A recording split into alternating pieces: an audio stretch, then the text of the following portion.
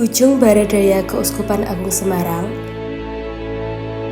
berdiri Paroki Santa Maria Bunda Penasihat Baik Wates.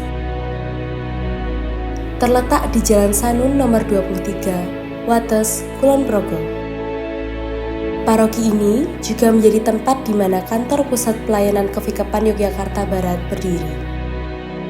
Di tahun Jubileum 2025, Gereja Induk Paroki Wates ditunjuk sebagai salah satu Porta Santa, tempat ziarah dan perolehan indulgensi, menjadi tujuan rohani umat untuk mengalami pertobatan dan penghapusan dosa.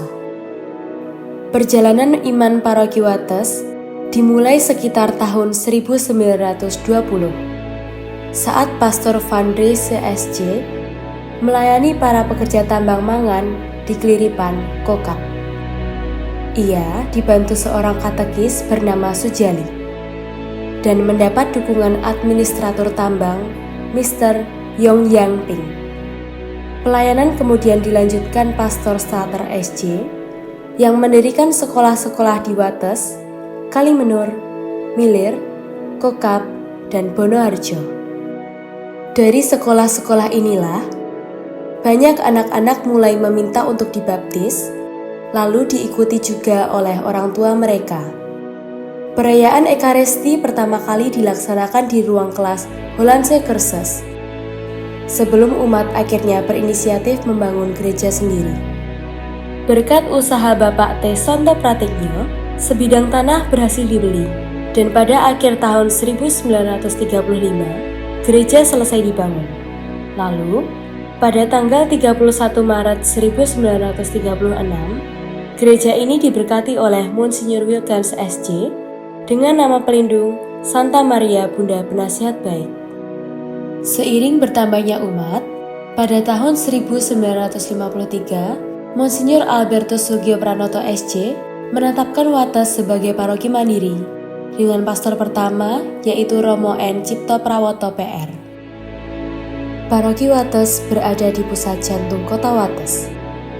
Berbatasan dengan Paroki Nanggulan di utara, Paroki Sedayu di timur laut, Bonoharjo di tenggara, dan Keuskupan Purwokerto di barat. Paroki ini mencakup 5 kecamatan: Wates, Pengasih, Panjatan, Temon, dan Kokap. Sebelumnya, Bonoharjo termasuk wilayah Paroki Wates, dan berkat pesatnya pertumbuhan umat serta tingginya inisiatif, maka pada 15 Agustus 2023, Bonoharjo resmi menjadi paroki mandiri. Paroki Wates sendiri mudah dijangkau banyak transportasi umum menuju Wates. Hanya 850 meter dari stasiun Wates dan sekitar 14 km dari Bandara Yogyakarta International Airport. Saat ini, Paroki Wates memiliki 2.163 umat. Jumlah terbanyak berada pada rentang usia 20 hingga 24 tahun, serta 55 hingga 59 tahun. Adapun mata pencaharian umat Paroki Wates cukup beragam, dengan mayoritas adalah wira swasta dan petani. Wilayah Santo Yusuf Kokap memiliki kapel sendiri, yang selesai dibangun dan diberkati pada 26 Juni 1958. Tak jauh dari sana, berdiri Taman Doa Kebon Dalem Yusuf Maria yang diresmikan pada 6 November 2022, yang kini menjadi tempat ziarah baru di Kulon Progo. Setiap Sabtu pukul 5 sore, umat berkumpul untuk merayakan Ekaristi di kapel ini. Sedangkan setiap malam Kamis Pon, selalu diadakan perayaan Ekaristi di Taman Doa tersebut dan diiringi kesenian tradisional Seloko.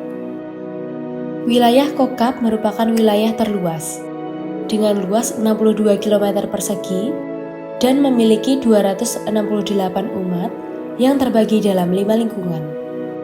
Di wilayah ini juga terdapat ikon wisata Kulon Progo, yaitu Waduk Sermo, yang memiliki pemandangan indah, hembusan angin sepoi-sepoi, dan hijaunya pepohonan, menghadirkan ketenangan, mengajak siapapun yang datang untuk menikmati keindahannya.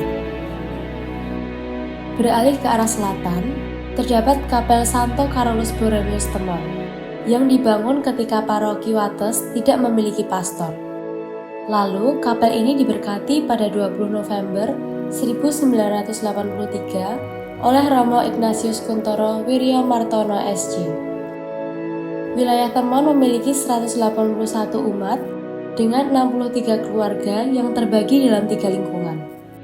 Kemudian di wilayah ini terdapat Taman Doa Kerahiman Ilahi yang berdiri berdampingan dengan kapel menjadi tempat perayaan Ekaristi setiap malam Jumat Kliwon.